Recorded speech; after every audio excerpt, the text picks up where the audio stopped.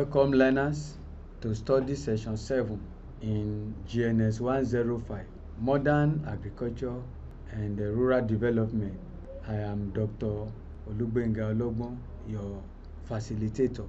In the previous session, we talked about animal health, management of animal health, the animal livestock management system and techniques that are necessary to ensure adequate acclimatization of the animals or the farm animals to the immediate environment in which they are reared. We let the learners understand that farm animals must be well acclimatized and they must adapt to the environment in order to maximize their productivity and their performance. We talked about the effect of the environment as an important aspect of the survival of the farm animal. Where the environment is right, given a good genotypic makeup of the animal, then the result will be excellent. The result will be encouraging, and the farmer himself will be able to maximize his net return. We highlighted the importance of some weather conditions as important aspects of the environment. We mentioned the relevance of the housing as an important component of the environment.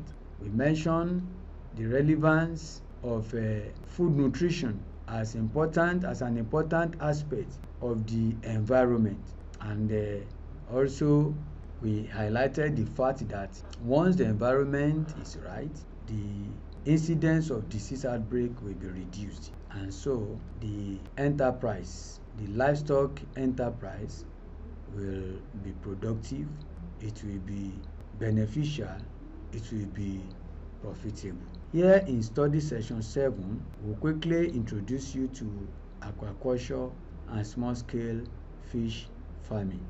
Aquaculture is the rearing of aquatic animals under controlled water-based environmental conditions. It includes organisms. Such organisms are seaweeds, sea cucumbers. These are sea crops or sea plants that could be produced, that could be nurtured under or in a controlled environment. We have crustaceans, talking about shrimps, prawns, crabs. They are also aquatic creatures that could be nurtured or that could be cultured. We talk about mollusks. The mollusks, aquatic snails, they are being nurtured economically. We know of fish or fishes, bony fish. Talk about clarias, heterotis, tilapia, and others. We talk about aquatic reptiles, amphibians, turtles, snakes, crocodiles. These are creatures that are nurtured in controlled environment, and aquatic mammals, whales, dolphins, seals.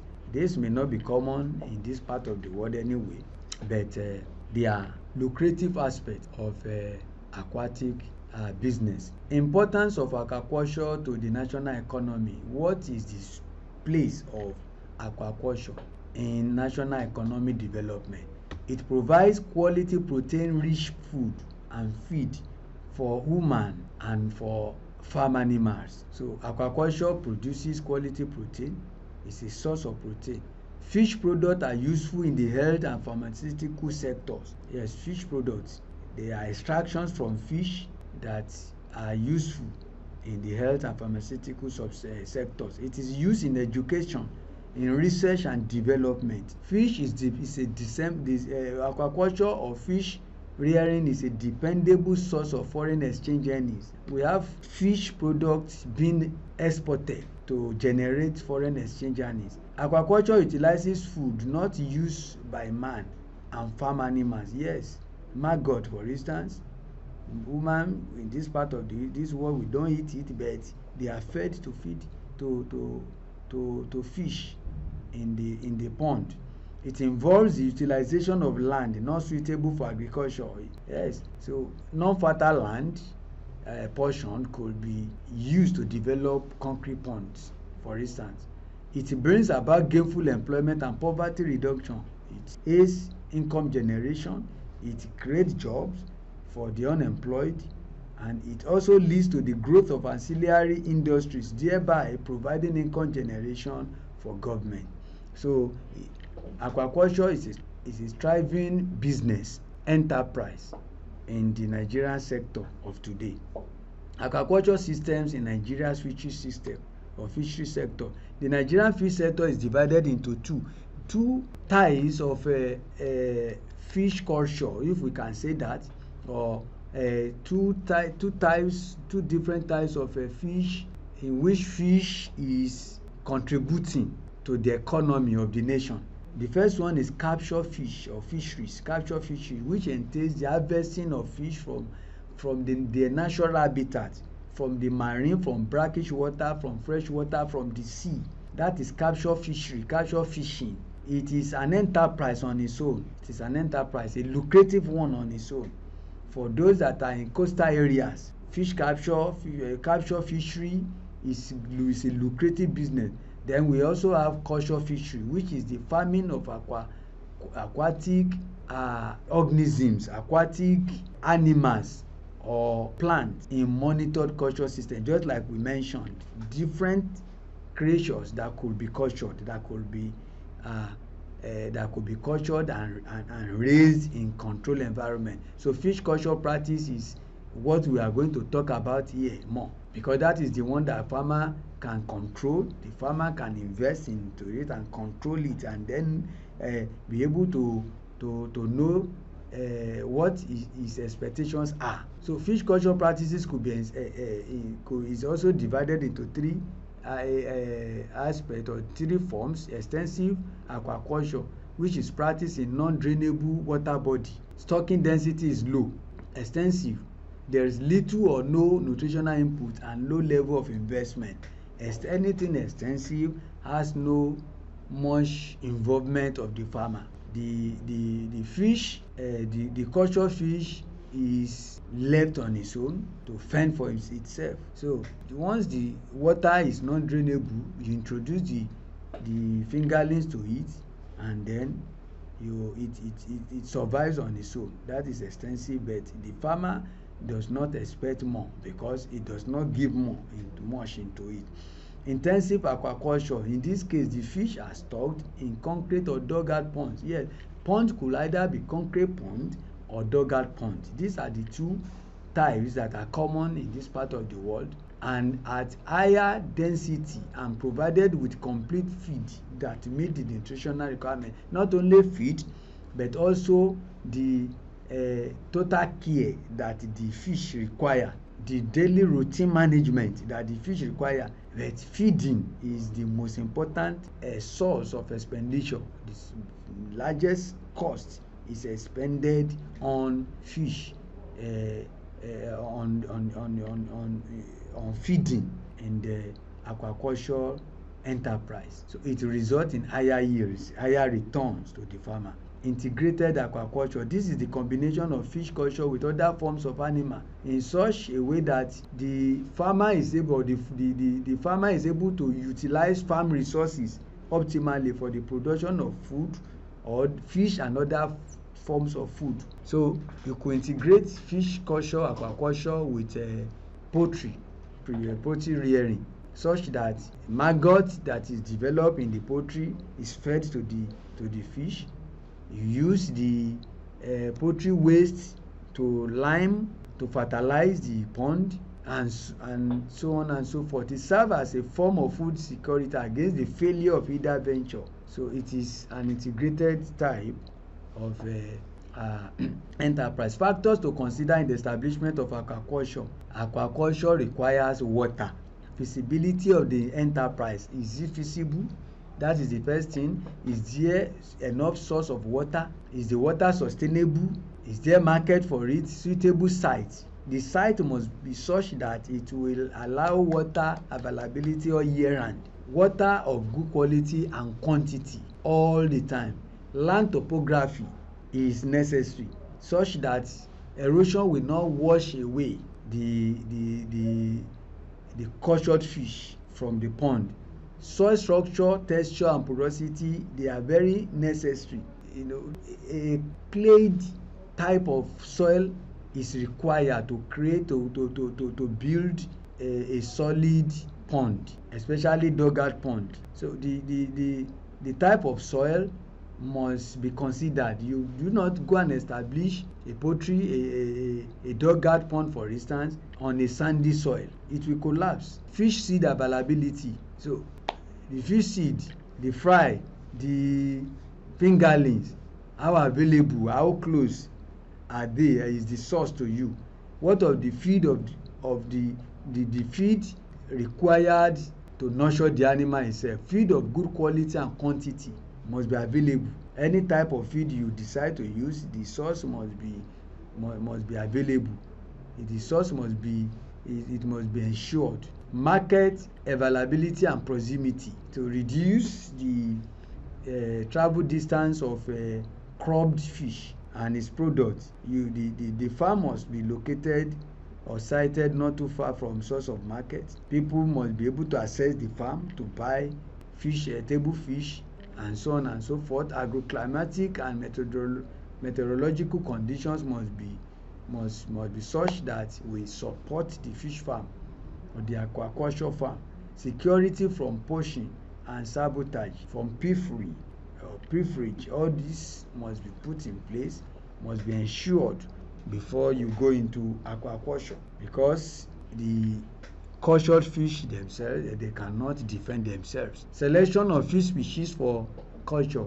There are different types of species.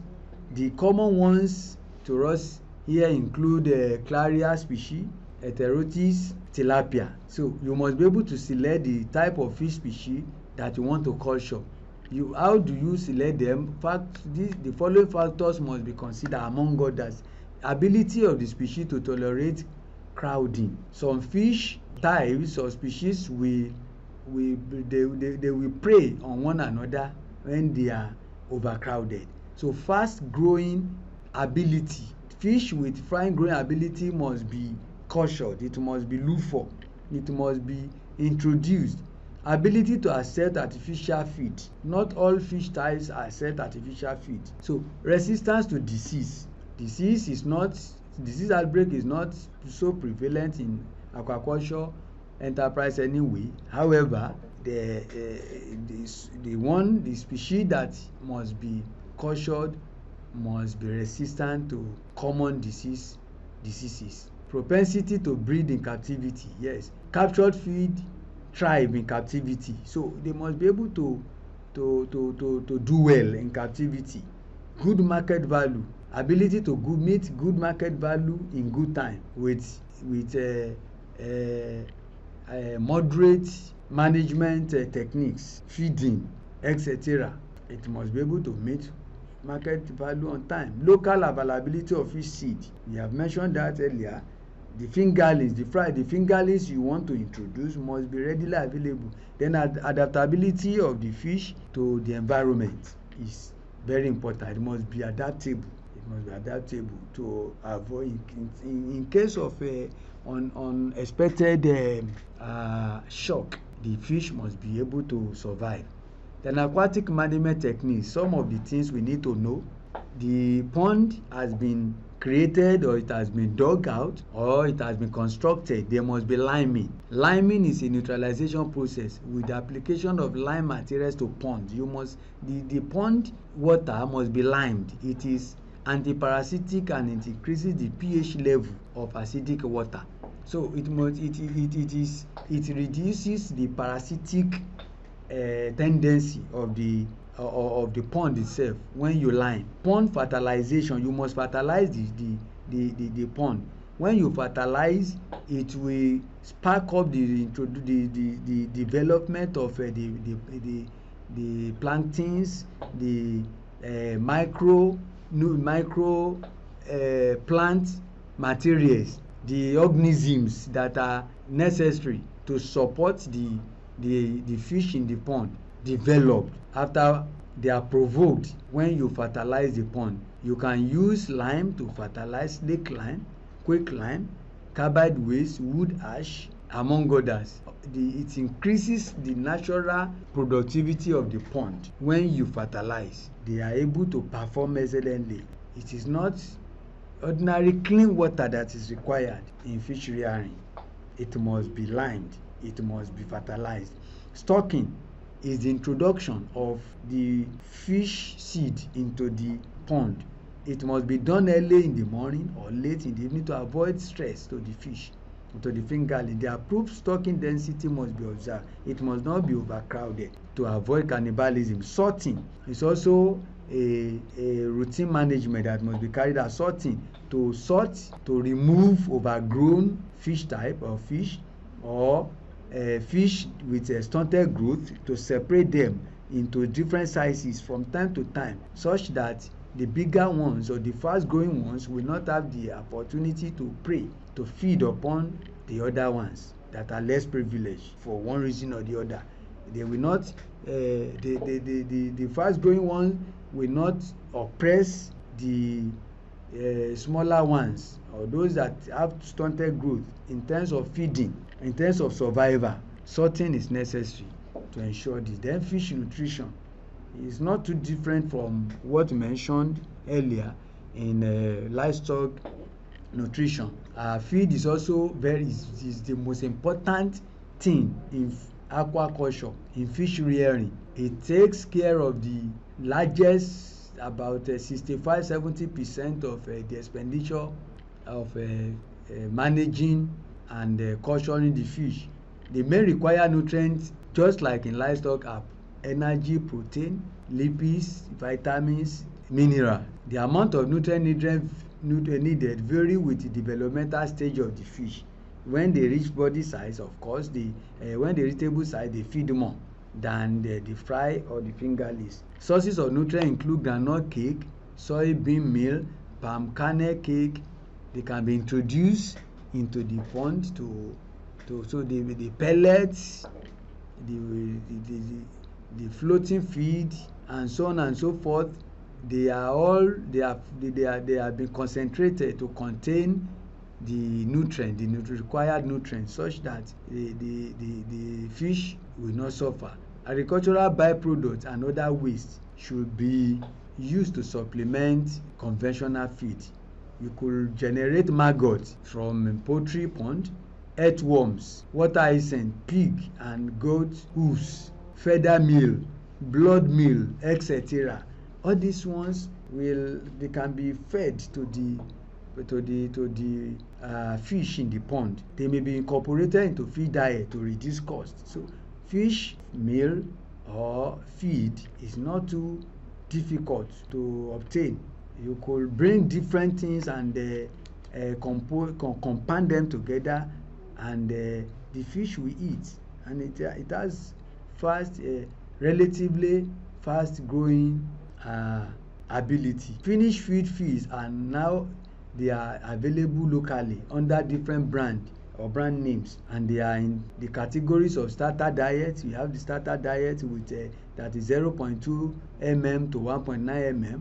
We have grower diet 2.0 mm to 4.5 mm. We have finisher diet that ranges between 6 and 9 mm, and broad stock diet that those ones have 9 mm and greater than that could be fed to the fish.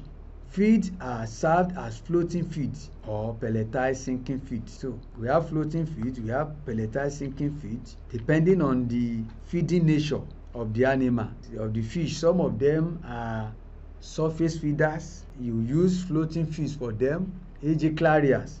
Some of them are bottom level feeders. You use pelletized sinking feed for them. So once you understand the type of fish stock you want to, the type of fish, the breed, and the type you want to stock, then it will guide you as to what type of feed you want to introduce to them. Pollution management in fish pond. Then we talk about pollution management in place of disease management, because in aquaculture, especially fish rearing, disease is not a thing to bother about. Fish hardly develop diseases when the hygiene is properly monitored, when the daily routine management is in place, when the required nutrients is given to them, they don't develop diseases as such. So but you talk about managing the environment, the fish, the pollution in the environment. Pollution of aquatic ecosystem is due to industrial effluent discharge. Industrial discharge could pollute the fish, the fish pond, especially dugouts, natural pond. Agricultural runoff, fertilizer, herbicide, pesticide, they can waste water from factories, they can pollute the fish pond, especially the dugout pond. Toxicity arising from pollutants cause undesirable changes in the environment which hampers fish production. Fish is very sensitive to the environment. When the water is, the type of water environment is hampered, when it is tampered with, fish will not survive it. Pond pollutants cover a wide spectrum of gases, that is, it could be of gaseous form, it could be in chemical form, it could be in solid form. So pond pollutants must be avoided. It must be avoided like a plague.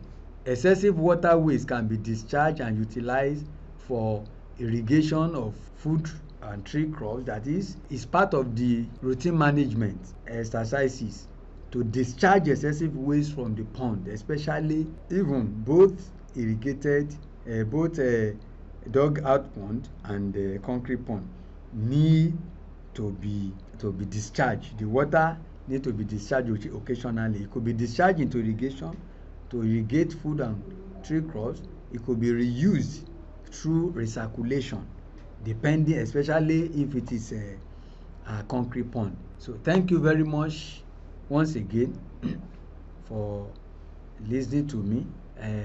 Fish aquaculture in study session 7 have just been treated, an important aspect of the Nigerian agricultural enterprise which a prospective farmer could invest in.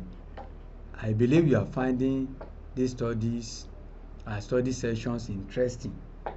Don't forget, again, you need to constantly consult your study materials, your online material, your handbooks, your study pack to complement the efforts and the subject matter that have been learned in this discussion. You will soon meet to continue in the other study sessions. There are 11 of them. Thank you very much. God bless you.